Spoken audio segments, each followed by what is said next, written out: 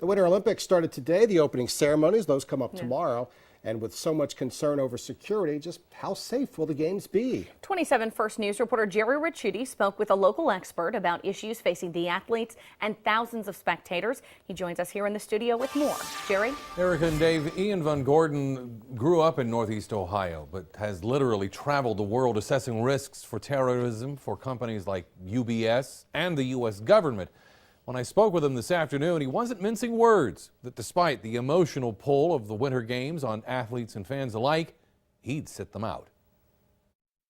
All things being equal, and we let the rational side prevail, I would not participate. With a dozen years working with the Department of Homeland Security as well as the private sector, Ian Van Gordon tells me he can't understand why Sochi, Russia was ever chosen as an Olympic venue.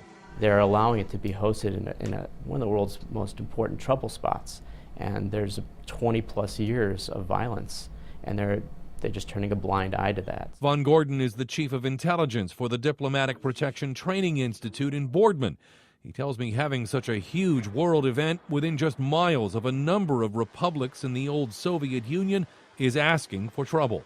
Putin has basically dared the terrorists in the Caucasus to interfere with his Olympic Games. Although there have been a number of reports this week citing concerns over explosives being carried to the games inside tubes of toothpaste, Van Gordon calls the stories distractions.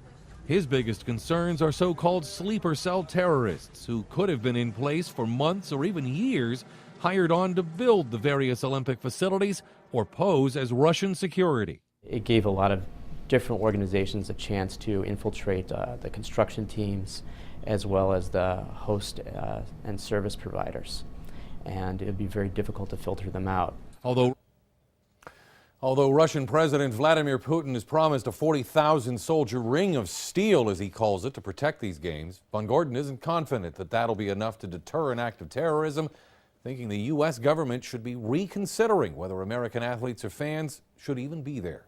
Erica? All right, thanks, Gerry. We'll hope nothing happens.